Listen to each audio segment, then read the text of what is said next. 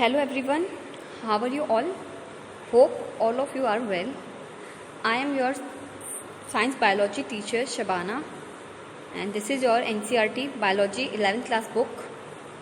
So today we will start first chapter of our book, unit first का chapter first है The Living World.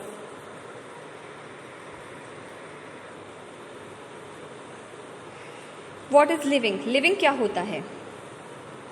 तो हम living के कुछ कैरेक्टर्स देखते हैं और देखते हैं कि लिविंग में क्या चीज़ होती है, क्या चीज़ नहीं होती है. लिविंग ग्रोथ, रिप्रोडक्शन, ग्रोथ हुआ, रिप्रोडक्शन हुआ और कोई भी एबिलिटी हुई किसी भी चीज़ को सेंस करने की. एनवायरनमेंट में जो भी चीज़ें हैं उनको सेंस करने की एबिलिटी है.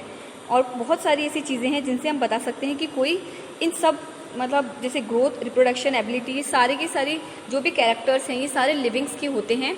तो इन कैरेक्टर्स को रखने वाले जो भी हैं लिविंग होते हैं. इनके अंदर और भी हम मोर फीचर्स हैं जो यूनिक फीचर्स हैं उन्हें ऐड कर सकते हैं, जिसमें है metabolism, ability to self replicated, अपने आप में ही कुछ अपने जैसा दूसरा बनाना, सेल्फ ऑर्गेनाइज, इंटरएक्टेड, ये सब चीज़ें भी मेनली फीचर्स हैं लिविंग के. तो हम कुछ फीचर्स ऐसे हैं जिन्हें हम आगे डिस्क्राइब कर एक्सप्लेन करके पढ़ेंगे, जिसमें आते हैं ऑल लिविंग ऑर्गेनिज्म ग्रो, यानी जितने भी लिविंग ऑर्गेनिज्म हैं वो ग्रो करते हैं. तो हम देखते हैं कि कोई भी चीज़ मास या नंबर में इंक्रीज हो रही है तो वो ग्रोथ है. Increasing in mass and number, increasing in number is called growth. हम इसे ग्रोथ कह सकते हैं कि अगर कोई चीज़ मास में और नंबर में बढ़ रही है तो वो ग्रोथ है. बट क्या सच में ऐसा होता है? हाँ, तो देखेंगे हम. सेल डिवीज़न होता है, सेल्स का डिवीज़न हो रहा है, सेल्स ग्रो कर रही हैं, एक सेल से दो सेल, दो सेल से चार सेल, ये सारा क्या है? ये सब कुछ ग्रोथ है, ग्रोथ हो रही है. तो प्लांट्स में हम देखते हैं सेल डिवीज़न के थ्रू, पूरे की सेल डिवीज़न के थ्रू ग्रो करते हैं ये प्लांट्स, और ये अपनी पूरी लाइफ टाइम के अंदर ग्रो करते रहते हैं. अब हम एनिमल्स की बात करते हैं. तो क्या एनिमल्स के अंदर जो ग्रोथ होती है वो सर्टेन मतलब एक लाइफ टाइम के लिए होती है?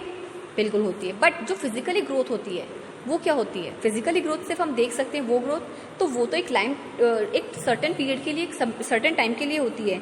हर एक जो भी एनिमल या फिर कोई ह्यूमन बीइंग को ले लें हम, वो ह्यूमन बीइंग एक टाइम पीरियड तक ही ग्रो करेगा. उसके बाद उसकी ग्रोथ वैसे ग्रोथ होती है बट फिजिकली ग्रोथ रुक जाती है. अगर 25 के बाद या 30 के बाद हम देखते हैं तो फिजिकली ग्रोथ रुक जाती है एनिमल्स में, और ह्यूमन बीइंग्स के अंदर. तो हम देख सकते हैं कि ग्रोथ तो हो रही है, हमारी सेल्स हैं वो न्यू सेल्स बन रही हैं, सेल्स बनी जा रही हैं, ग्रोथ हो रही है, डिवीज़न हो रहा है. तो ये सारी की सारी प्रोसेसिंग तो हो रही है बट बॉडी के अंदर हो रही है जो हमें शो नहीं हो रही है. तो हम कह सकते हैं लिविंग होती है, उनमें ग्रोथ होती है. बट क्या ये एक यूनिक फीचर होता है? नहीं, ये यूनिक फीचर नहीं होता है. हम देखते हैं कुछ नॉन लिविंग थिंग्स हैं वो भी ग्रो करते हैं, वो उनमें भी ग्रोथ होती है. तो हम देखते हैं किस तरह से नॉन लिविंग में भी ग्रोथ होती है. तो हम देखते हैं नॉन लिविंग ऑब्जेक्ट्स हैं, जैसे कि हमने माउंटेन्स ले लिए, सैंड मॉल्स ले लिए. तो इनमें क्या होता है, हम एक स्नो वाला माउंटेन लेते हैं. अब हम देखते हैं कि स्नो है, उसकी लेयर्स पे लेयर चढ़ी जा रही हैं. तो स्नो में क्या है, इसके मास में बहुत ज़्यादा इंक्रीमेंट हो रहा है, मतलब इंक्रीज हो रहा है उसका मास. इसका मतलब उसकी ग्रोथ हो रही है, जबकि वो नॉन लिविंग है लेकिन उसकी ग्रोथ तो हो रही है ना.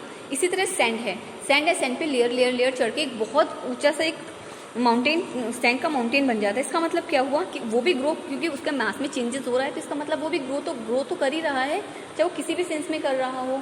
या फिर माउंटेन से बहुत ज़्यादा तेज़ टेम्परेचर हुआ, वो माउंटेन है, स्नो माउंटेन से अगर उसकी ये जो स्नो है वो मेल्ट हो जाती है तो क्या हुआ, वो दोबारा से उसी शेप में आ गया. इसका मतलब ये है कि वो रिवर्सेबल और इरिवर्सेबल भी है.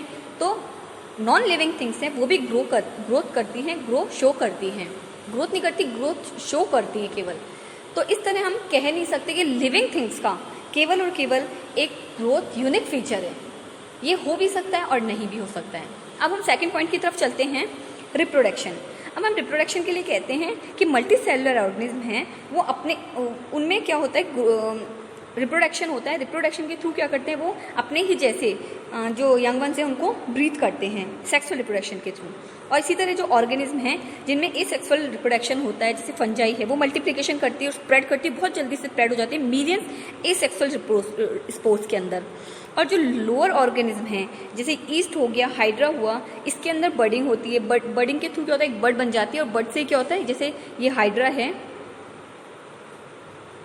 तो यहाँ पर हमने देखा ये बड बन रही है। अब ये बड क्या होगा, कुछ टाइम बाद यहाँ से ब्रेक हो जाएगी और एक नया हाइड्रा प्रिपेयर हो जाएगा।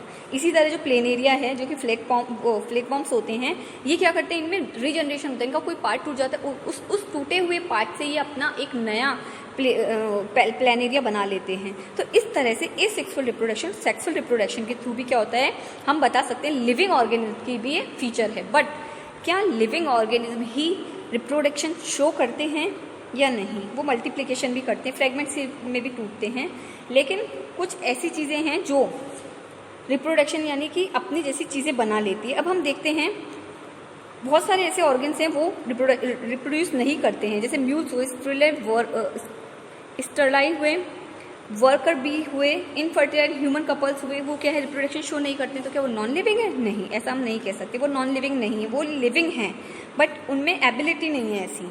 तो हम बता सकते हैं कि ये भी एक यूनिक फीचर नहीं है। ये हम कह सकते हैं कि ये एक यूनिक फीचर नहीं है रिप्रोडक्शन लिविंग ऑर्गेनिज्म का, क्योंकि जो लिविंग है वो भी रिप्रोडक्शन नहीं करते हैं।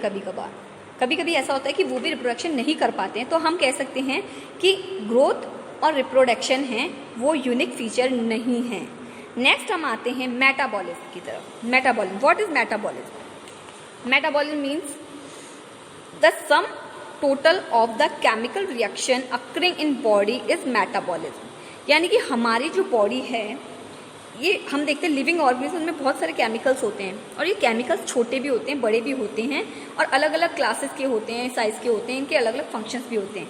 और ये सारे के सारे क्या होते हैं, बाद में एक साथ इकट्ठे होकर बायोमॉलिक्यूल्स बना लेते हैं, या फिर और दूसरी केमिकल रिएक्शंस भी होती है। सारे से रिएक्शंस क्या होती हैं, मेटाबॉलिक रिएक्शंस होती हैं, और ये काफ़ी 1000 से भी ज़्यादा हो भी सकती है किसी में नहीं, और ये चलती रहती है ये सारी की सारी, ठीक है। मल्टी सेलुलर में और यूनिसेलुलर सब में चलती रहती हैं। तो जो मेटाबॉलिज्म है, जो प्लांट्स, एनिमल्स, फंजाई, माइक्रोब, सारे के सारे मेटाबॉलिज्म दिखाते हैं। तो मेटाबॉलिज्म क्या होती है, the sum total of all reactions occurring in body is metabolism. Metabolism कितने टाइप के होते हैं? मेटाबॉलिज्म 2 टाइप्स की होती हैं, anabolism and second is catabolism. इन दोनों को मिला के भी हम कह सकते हैं द सम ऑफ एनाबॉलिज्म और कैटाबॉलिज्म इज कॉल्ड मेटाबॉलिज्म। तो मेटाबॉलिज्म क्या है, हम देखते हैं कि कोई भी केमिकल, बायोकेमिकल जो भी रिएक्शंस हमारे अंदर हो रही है, वो सारी रिएक्शंस रिएक्शंस ही होती हैं। अब एनाबॉलिज्म क्या है? Anabolism the synthesize of any compound, किसी भी चीज़, किसी भी कंपाउंड का सिंथेसाइज होना एनाबॉलिज्म है। जैसे हम एग्जाम्पल में लेते हैं फोटोसिंथेसिस। फोटोसिंथेसिस में हम देखते हैं, फोटोसिंथेसिस में हम देखते हैं कि एनवायरनमेंट से CO2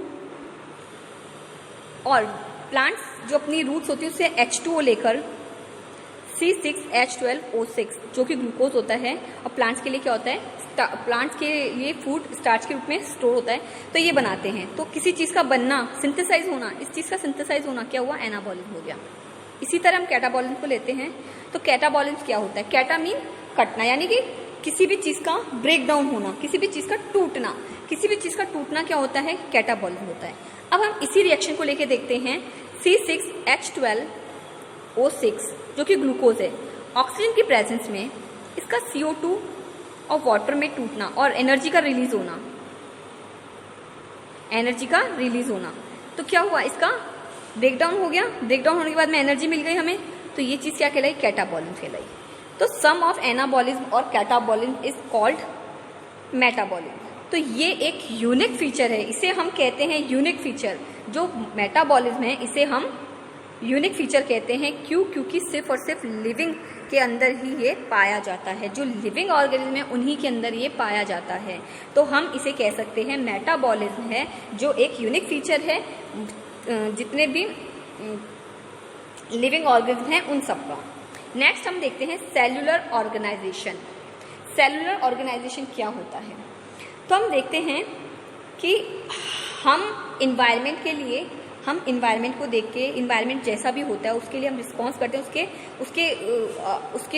जो भी रेस्पॉन्स देते हैं हम। लाइक जैसे गर्मी है, बहुत तेज़ गर्मी है, तो हमारा क्या होता है, हम लोग अपने जो कपड़े, बहुत कॉटन वाले कपड़े पहनते हैं, हम कूलर वगैरह स्टार्ट कर लेते हैं, AC वगैरह स्टार्ट करते हैं। तो ये सब क्या है, इन्वायरमेंट के लिए हमारा रिस्पॉन्स ही तो है। अगर सर्दी आती है तो हम क्या करते हैं, बहुत सारे गर्म कपड़े पहन लेते हैं और हीट वगैरह के सामने बैठते हैं, ताकि हम लोग क्या हो, गर्म रह सके, अपने आप को, बॉडी को गर्म कर सके। तो ये रिस्पॉन्स ही तो एनवायरमेंट के लिए हम जो भी रिस्पॉन्स दिखाते हैं, एनवायरमेंट हमारे लिए स्टिमुलेट है, इसके लिए जो भी हम रिस्पॉन्स दिखाते हैं, जो भी, और ये एनवायरमेंट में फिजिकली भी हो सकता है, केमिकल और बायोलॉजिकल, किसी भी तरीके से हो सकता है। तो इसके लिए हम लोग जो भी अपना रिस्पॉन्स दिखाते हैं, वो रिस्पॉन्स कौन देते हैं, वो रिस्पॉन्स हम लोग देते हैं, लिविंग देते हैं।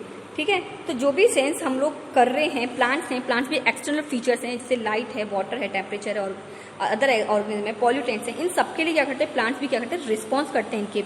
तो ये सब कुछ क्या है, ये सब चीज़ें भी केवल और केवल किस में होती है, हम में ही होती है, लिविंग ऑर्गेनिज्म में होती है। Now last is consciousness. अब कॉन्शियसनेस क्या है?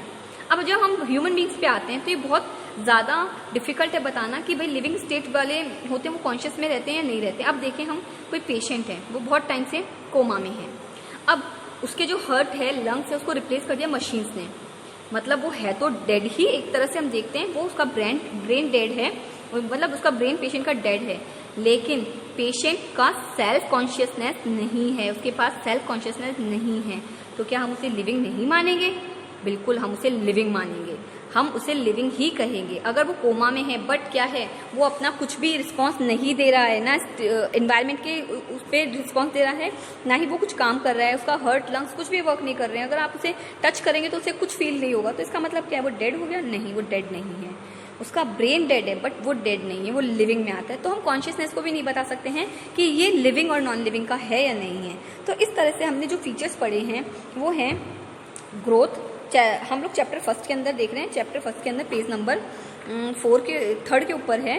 3 में हमने देखा लिविंग क्या होते हैं। लिविंग वो होते हैं जिनके अंदर ये growth, reproduction, ability to sense environment, metabolism और सेल्फ रेप्लिकेटेड, ये सब चीज़ें होती हैं, वो लिविंग होते हैं। उसी तरह हमने देखा कि जो ऑर्गेनिज्म हैं वो ग्रो कर रहे हैं, तो कौन से, क्या लिविंग ऑर्गेनिज्म ग्रो करते हैं, नॉन लिविंग भी करते हैं, हमने ये पढ़ा इसके बारे में। और नेक्स्ट हमने पढ़ा रिप्रोडक्शन के बारे में। तो रिप्रोडक्शन और ग्रोथ के बारे में हमने देखा कि ग्रोथ और रिप्रोडक्शन केवल नॉन लिविंग और लिविंग के ही नहीं, बल्कि नॉन लिविंग के भी फीचर्स हैं।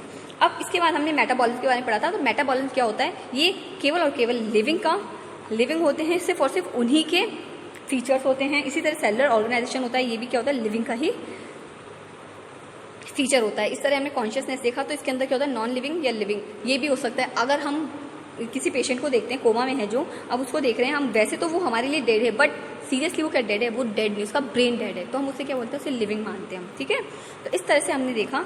अब हम आगे इसमें पढ़ते हैं next, diversity in the living world. अब देखेंगे हम लिविंग वर्ड्स के अंदर डाइवर्सिटी क्या होती है। हमें पता है मिलियन बिलियन इतने सारे ऑर्गेनिज्म हैं हमारे इस पूरे वर्ल्ड के अंदर, इतने ऑर्गेनिज्म की हम पता भी नहीं रखते कि कितने ऑर्गेनिज्म, पर हम फिर भी एक अनुमान लगाते हैं, एक अंदाज़ा लगाते हैं कि हाँ इतने हो सकते हैं। अब इन सब की क्या वैरायटी सेम है? नो, बिल्कुल नहीं। सब एक दूसरे से किसी ना किसी चीज़ में अलग हैं। चाहे आप प्लांट्स ले लें, इंसेक्ट्स ले लें, बर्ड्स ले लें, एनिमल्स ले लें, और ह्यूमन बीइंग, सब में कुछ ना कुछ डिफरेंस होता है। तो क्या इतना बड़े वर्ल्ड के अंदर, इतने सारे वर्ल्ड के अंदर इतनी सारी वैरायटी के जो भी हैं, ये जो भी एनिमल्स हैं या फिर प्लांट्स ले लो, इन सबको रखना, ये क्या है, डाइवर्सिटी है। हमारे इस लिविंग वर्ल्ड के अंदर ये डाइवर्सिटी में आते हैं सबके सब, इतने सारे लोगों को रखना, ये वैरायटी है जो लाइफ के अंदर अपने जो अर्थ पे एग्जिट कर रही है। इतनी सारी लाइफ फॉर्म्स, इनकी वैरायटी ही क्या होती है, बायोडाइवर्सिटी होती है। हम देखते हैं जो सी होता है, समुद्र है, इसके अंदर सबसे ज़्यादा बायोडाइवर्सिटी मिलती है। क्यों? क्योंकि इसमें बहुत तरह के प्लांट्स हैं, काफ़ी टाइप के प्लांट्स मिल जाएंगे आपको, काफ़ी टाइप के एनिमल्स मिल जाएंगे जो कि एक्वेटिक हैं। तो हम देखते हैं सी के ऊपर, तो लैंड में, तो लैंड में भी हम देखते हैं जो ट्रॉपिकल रेन फॉरेस्ट हैं उसके अंदर बहुत तरह के एनिमल्स और बहुत तरह के प्लांट्स मिल जाते हैं हमें। तो ये सारे के सारे क्या हैं, बहुत अच्छे एग्जाम्पल हैं बायोडाइवर्सिटी के। बायोडाइवर्सिटी में हम देखेंगे the number of species that are known and describe range between 1.7 to 1.8 million. This refers to biodiversity और the number and type of organism present on earth. ये है हमारी बायोडाइवर्सिटी। देखा 1.8 to 1.7 7 to 1.8 मिलियन इतनी ज़्यादा स्पीशीज़, नंबर ऑफ स्पीशीज़ हैं जिन्हें हम डिस्क्राइब रेंज में रखते हैं, उसे हम बायोडाइवर्सिटी कहते हैं। उसके अंदर काफ़ी तरह के अलग अलग टाइप के ऑर्गेनिज्म हैं जो सारे अर्थ पे प्रेजेंट हैं, तो इसे हम कहते हैं बायोडाइवर्सिटी। अब बायोडाइवर्सिटी ज़रूरी क्यों है भाई? Biodiversity maintain the ecological balance on earth. Ecological balance करने के लिए, अर्थ के ऊपर अर्थ के मेंटेनेंस करने के लिए, इकोलॉजिकल बैलेंस को मेंटेन करने के लिए बायोडाइवर्सिटी होती है। आप देखते हैं कि हर एक जो एनिमल या प्लांट है वो एक दूसरे पे डिपेंडेंट है। अगर सोचो इतने सारे हम इतने सारे लोग हैं, इतने सारे एनिमल्स और प्लांट्स हैं, इतने सारे सब एक दूसरे से किससे जुड़े हुए हैं? चेन से जुड़े हुए हैं, यानी कोई किसी ना किसी तरह से एक दूसरे पे डिपेंडेंट है। अगर उनमें से एक चीज़ को भी हम हटा देते हैं या किसी भी चीज़ की लेक हो जाती है तो सोचो पूरी की पूरी चेन डिस्टर्ब हो जाएगी। तो बायोडाइवर्सिटी है वो हम एक दूसरे को मेंटेनेंस बनाने के लिए, हमारा जो इकोलॉजी बैलेंस है उसका मेंटेनेंस बनाने के लिए अर्थ पे बायोडाइवर्सिटी बहुत ज़्यादा ज़रूरी है। अब हम आते हैं nomenclature. What is nomenclature? The species to which the organism belong is indicated by 2 words, the genus and the species name, which are derived from various sources and these are Latin words. ये क्या होते हैं भाई? देखिए हम nomenclature क्या होता है भाई? पर्टिकुलर कोई ऑर्गेनिज्म है, अब कोई भी ऑर्गेनिज्म है उसे हमें पता है कि हम जानते हैं वो ऑर्गेनिज्म का नाम क्या है, बट क्या कहीं और हम गए तो क्या उसको वहाँ पर भी यही कहेंगे? पता नहीं भाई, हो सकता है हम किसी और नाम से बोल रहे हो, और कहीं और हम जा रहे हैं, कहीं दूसरी कंट्री में हम गए, किसी और सिटी में हम गए, वहाँ हो सकता है उसे किसी और नाम से पुकारा जा रहा हो, या फिर हो सकता है हम कहीं और जा रहे हैं तो उसे तीसरे नाम से बोल रहे हैं, तो क्या हम समझ पाएंगे कि उसी के बारे में बात कर रहे हैं? नो। लाइक हम लोग किसको लेते हैं? हम अनियन की बात करते हैं। अनियन, हम यहाँ पर उसे प्याज कहते हैं, प्याज भी कहते हैं। अब कहीं कहीं उसे क्या बोलते हैं? कांदा बोलते हैं, है ना? कहीं कहीं उसे क्या बोलते हैं?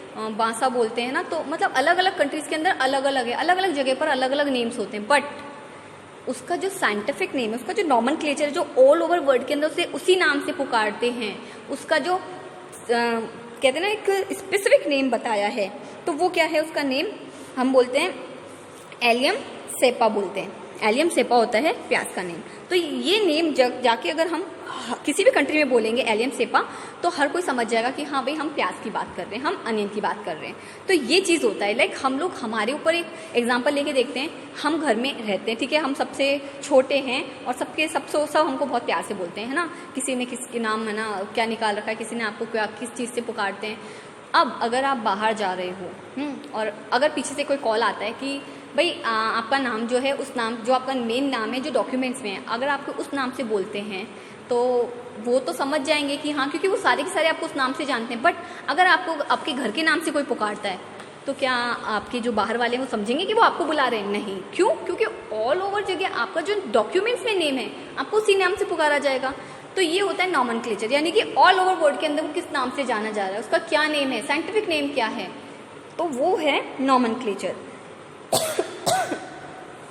अब जो नॉमेनक्लेचर हैं ये ड्राइव होते हैं, इनके जो सोर्स होते हैं उनके उसके ऊपर मतलब उनसे ड्राइव होते हैं ये, और इनको लैटिन वर्ड्स में ही लिखा जाता है। Now come on identification. What is identification? Naming is only possible, name सिर्फ तभी पॉसिबल है when the organism is describe correctly. जब हम उस ऑर्गेनिज्म को अच्छे से डिस्क्राइब करते हैं तभी उसका नेम होता है वो पॉसिबल होता है। And we know what organism the name is attach to, और उसका जो ऑर्गेनिज्म का जो नेम है उससे अटैच है, यानी कि उसका जो डिस्क्राइब, हम उसे डिस्क्राइब करेक्टली डिस्क्राइब करते हैं तो वो उसका आइडेंटिफिकेशन कहलाता है। वो उसका आइडेंटिफिकेशन होता है जिससे हम उसे डिस्क्राइब कर रहे हैं सही तरीके से कि हाँ इस वजह से हमने इसका नाम ये रखा है, कि इस वजह से हम इस चीज़ से इसे ये नाम दे रहे हैं। तो describing organism correctly so that organism can be named, इसीलिए डिस्क्राइब करने के थ्रू ही हम उसको नाम देते हैं, उसकी पहचान बना पाते हैं। ठीक है, तो अब हम देखते हैं नेक्स्ट आता है। देखिए दो चीज़ें हैं, एक तो होता है ICBN। ICBN क्या है? International code for botanical nomenclature. ये दो चीज़ें बनाई है जो कि बॉटनिकल यानी कि जिसमें सारे सारे प्लांट्स को रखा जाता है, B for botanical, botanical means जितने भी प्लांट्स हैं उनका नॉमेनक्लेचर करना इसके थ्रू होता है, ICBN international code for botanical nomenclature के थ्रू। इसी तरह जितने भी एनिमल्स हैं उनको किस कैटेगरी में बांटा है, किस तरह से रखा गया है, वो करने वाले हैं international code of zoological nomenclature ICZN। इसके अंतर्गत हम लोग देखते हैं कि एनिमल्स को किस तरह क्लासिफाइड किया गया है, किस तरह उनको आइडेंटिफाई किया गया है, किस तरह से उनके नेम्स रखे गए हैं। तो हम ये दो चीज़ें होती हैं इसके अंदर हम देखते हैं कि नॉमेनक्लेचर किस तरह से रखा गया है। Now the next point is binomial nomenclature. Now binomial यानी बाय मीन्स दो, नॉमियल मीन्स नेम, नॉमेनक्लेचर मीन्स उसका जो भी हम नाम रखते हैं वो ना। बायनॉमियल यानी कि दो नाम वाली एक प्रोसेस चलाई है जिसे हम बायनॉमियल नॉमेनक्लेचर कहते हैं। इसके अंदर क्या होता है, इसमें हर एक साइंटिफिक नेम तो होते ही हैं, इसमें हर एक ऑर्गेनिज्म होता है उसको साइंटिफिक नेम से ही जानते हैं, बट उसमें दो कंपोनेंट्स होते हैं। फर्स्ट होता है generic name and the second is specific एथिप, यानी कि दो कंपोनेंट्स है। बायनॉमियल नॉमेनक्लेचर में दो कंपोनेंट्स रखते हैं, एक होता है जेनेरिक नेम और दूसरा होता है स्पेसिफिक एथिप। तो ये सब क्या है, सबसे पहले तो ये देखेंगे हम, ये देने वाले थे कोरोलस लीनियस, इन्होंने स्टार्ट किया था बायनॉमियल नॉमेनक्लेचर, ये देने वाले थे, ठीक है। इसमें क्या होता है, दो चीज़ें होती है, एक तो होती है इस जेनेरिक नेम यानी कि इसका जीनस क्या है, व्हाट इज द जीनस, इसका फर्स्ट जीनस क्या है, और सेकंड होता है स्पेसिफिक एपिथिप यानी कि कौन सी स्पीशीज से ये बिलोंग करता है। तो किसी भी ऑर्गेनिज्म का नाम देते हैं तो हम उसमें उसका जेनेरिक नेम फर्स्ट लिखते हैं, सेकंड हम उसकी स्पीशीज देखते हैं कि वो कौन सी स्पीशीज का है। अब हम देखते हैं सिंपली कुछ इन्होंने कुछ प्रिंसिपल बनाए हैं जिसके थ्रू ही हम किसी भी ऑर्गेनिज्म या फिर किसी को भी हम नेम किस तरह से देते हैं। तो इस देखेंगे हम, the scientific name of mango is written as Mangifera indica. The scientific name of mango is written in Mangifera indica. अब मैंजीफेरा इंडिका आप देखते हैं हम किस तरह से लिखा गया है, कैसे। In this name Mangifera represent the genus. Mangifera first name है, हमने भी पढ़ा था जेनेरिक नेम होना चाहिए, तो इसमें फर्स्ट होता है genus, while indica is particular species, जहां पर स्पीशीज इसमें क्या है, पर्टिकुलर इंडिका है, इसकी स्पीशीज इंडिका है। तो फर्स्ट आता है genus and second is species. तो ये दो चीज़ें लिखी जाती है। अब देखेंगे हम क्या क्या रूल्स हैं इसके। Biological name are generally in Latin, हमेशा जो बायोलॉजिकल नेम है वो लैटिन में लिखा जाएगा, वो लैटिन से आता है और लिखा जाता है इटैलिक्स में। हम लोग देखते हैं कोई भी वर्ड्स होता है उसे हम ऐसे लैटिन में ऐसे थोड़ा सा टेढ़ा करके लिखते हैं, मैंजीफेरस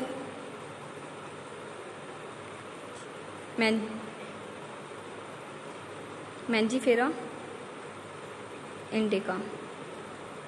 तो इसे क्या तिरछे लेटर्स में लिखा है, इसका मतलब क्या है, ये इटैलिक्स में लिखा हुआ है।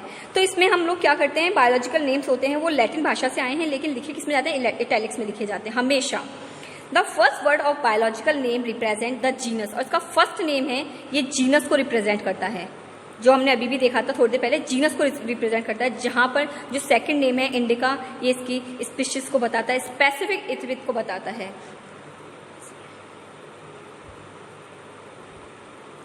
ये इसकी स्पीशीज को बताता है और ये इसके जीनस को बताता है। Now the third is both the words in biological name when hand written, जब हम हाथ से लिखते हैं, सेपरेटली अंडरलाइन, उसके नीचे हमें अंडरलाइन करनी पड़ेगी सेपरेटली। यानी कि कोई भी आप नेम लिख रहे हो तो उसे आप सबसे पहले तो क्या लिखेंगे, लैटिन में लैंग्वेज में लिखेंगे, यानी कि थोड़ा तिरछा लिखते हैं, लैटिन लैंग्वेज में लिखते हैं। इसका फर्स्ट नेम होता है जो होता है इसका जीनस एंड सेकेंड होती है इसकी स्पीशीज, और हर नेम के नीचे आप सेपरेटली अलग अलग अंडरलाइन करेंगे, अंडरलाइन के बिना ये नहीं लिखे जाते हैं। अब the first word denoting the genus, जो फर्स्ट वर्ड डिनोट कर रहा है जीनस का, उसका फर्स्ट लेटर होता है वो कैपिटल होता है, उसका फर्स्ट लेटर हमेशा कैपिटल लिखा जाएगा। वहीं पर जो स्पेसिफिक एथिप का जो नेम लिख रहे हैं वो स्मॉल लेटर्स में लिखा जाएगा। फॉर एग्जाम्पल आप ये देख सकते हैं Mangifera indica, I think it's clear now, Mangifera indica, ठीक है। तो इसमें देखिए फर्स्ट लेटर क्या है, कैपिटल है, और स्पीशीज के अंदर देखिए इसमें फर्स्ट लेटर क्या है, स्मॉल है।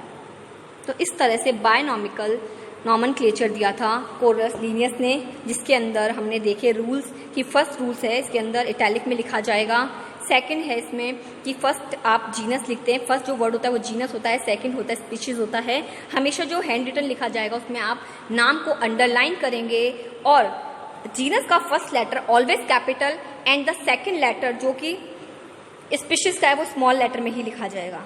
तो इस तरह से हमने देखा पेज नंबर 6 और 7 में बायोडाइवर्सिटी इन लिविंग वर्ड कि लिविंग वर्ड में बायोडाइवर्सिटी क्यों होती है और कैसे हम लोग नॉमनक्लेचर और आइडेंटिफिकेशन देते हैं, किस तरह से बायोनॉमिकल नॉमनक्लेचर हुआ और किस तरह से हमने रूल्स पढ़े, क्या क्या रूल्स पढ़े। तो पेज नंबर 6 और 7 पे हमने ये पढ़ा। आज हमने जो देखा वो है लिविंग ऑर्गेनिज्म में क्या क्या तो फीचर्स होते हैं लिविंग ऑर्गेनिज्म के, हमने ये पढ़ा। उसके बाद में हमने पढ़ा बायनॉमियल नॉमनक्लेचर पढ़ा, बायोडाइवर्सिटी इन लिविंग वर्ड्स पढ़ा और इसके हमने रूल्स पढ़े। तो आज हम इतना ही पढ़ेंगे। प्लीज़ आप लोग अपनी एक नोट्स कॉपी बना लें जिसके अंदर आप अपने नोट्स खुद बनाएंगे और जो भी क्वेश्चंस आते हैं आप उन्हें भी लिखेंगे। इसी के साथ आज हम अपना वीडियो स्टॉप करते हैं। हम नेक्स्ट वीडियो बाद में देंगे।